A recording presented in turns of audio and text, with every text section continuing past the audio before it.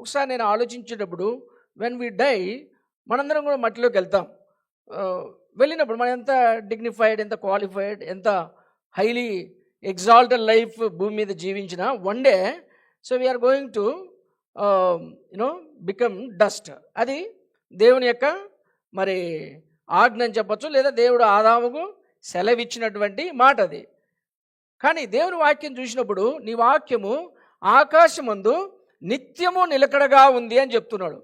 అంటే నిత్యము నిలకడగా శాశ్వత కాలం ఉండేటువంటి వాక్యాన్ని మరి ఒక దినమున మంటిలోనికి వెళ్ళిపోయేటువంటి మన చేతుల్లోనికి దేవుడు పెట్టాడు. ఎంత ధన్యత కదా.